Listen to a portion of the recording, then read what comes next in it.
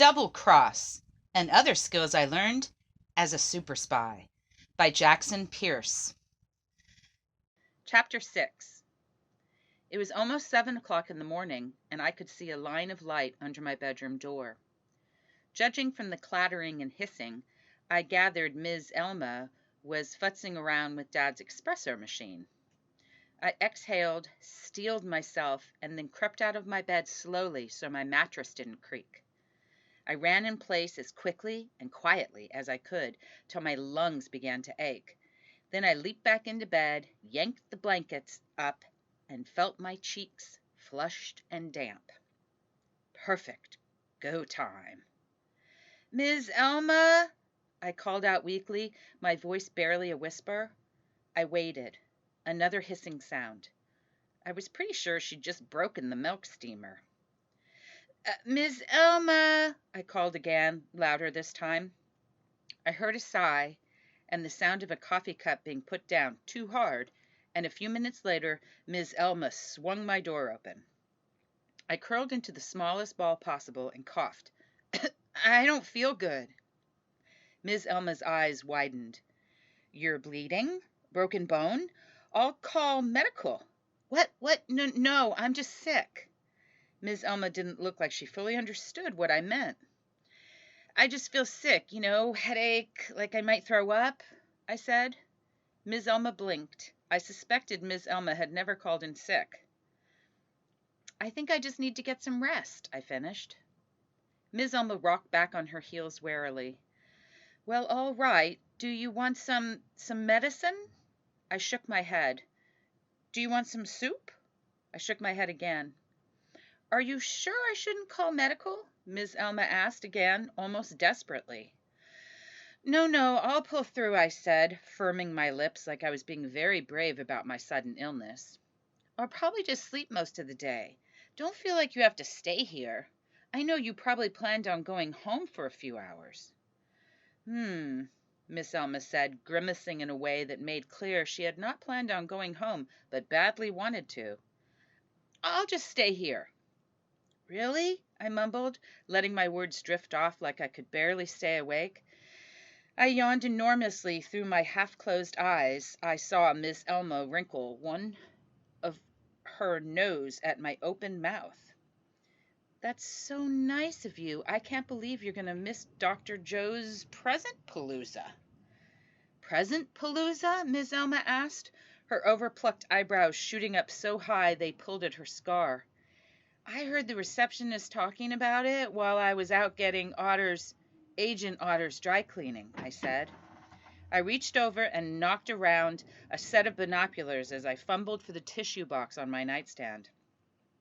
I feebly tugged one from the box, then used it to mop my forehead, waiting till Miss Elma leaned forward eagerly to continue. "He's giving away all sorts of stuff to people in the audience, and he's sending some sort of wrinkle cream to anyone who calls every time he says Carrot Top. Maybe it's tomorrow, though. I don't really remember." I coughed and hugged my blankets closer. The flush from my face was beginning to fade. Ms. Elma nodded. She ran her tongue over her teeth as she left the room. A half hour later, there was yelling, crying, and things breaking. Ms. Elma was trying to get Kennedy ready for school and didn't know my parents' tricks.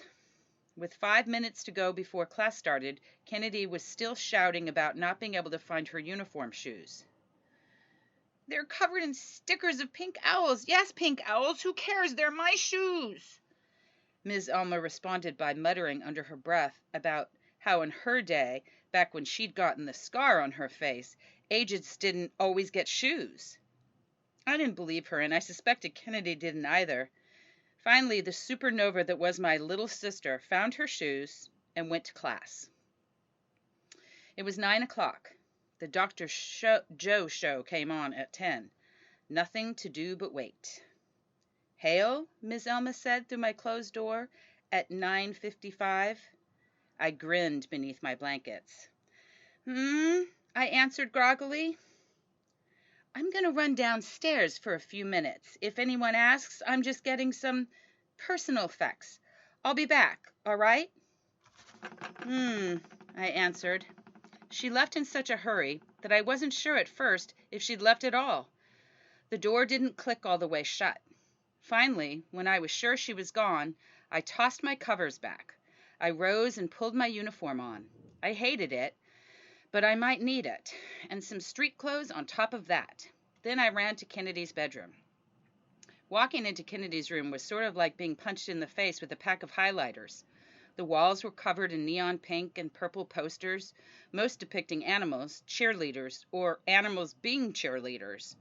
Her floor was a disaster of books and candy-colored stuffed toys, along with a few dolls with cat-like eyes and plastic glitter-filled jewelry. I grabbed a stuffed turtle with a peace sign on its back and a variety of bears and cats, several of which were tie-dyed. I nearly tripped over a set of lime green pom-poms on the way out of the bedroom. Back in my bedroom, I shoved the toys beneath my blankets until they were feasibly shaped like me sleeping. It was an old trick, but it would have to do. There was no time to rig a voice-activated response system, which was a shame since I'd aced that class last year. In the kitchen, I left a bowl filled with a few drops of milk and a handful of cereal so it looked like I'd emerged to eat something. I left the milk out for good measure and then glanced at the clock. I had plenty of time.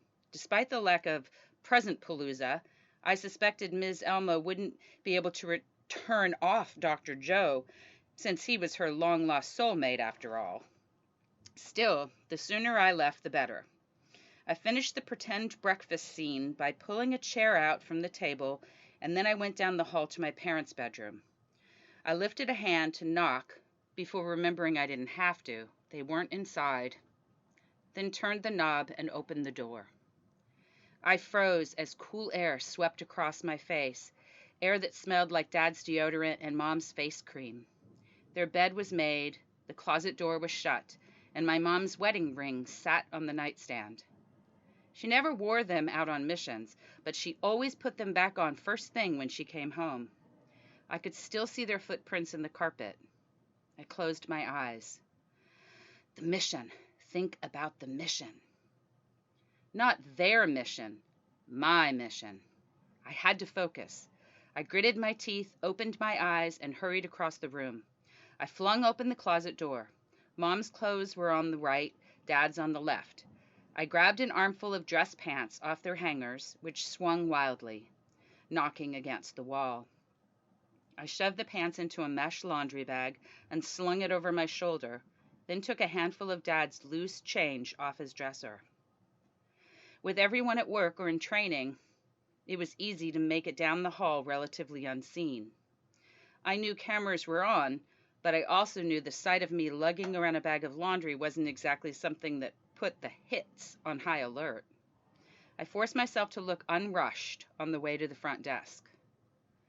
"Morning, Hale," the agent at the front desk said sweetly as I walked in. "I heard about the team. Don't worry. I'm sure Dr. Fishburne has a plan." "Me too," I said, which, if you ask me, was one of my most convincing lies to date. I nodded towards the laundry bag on my shoulder.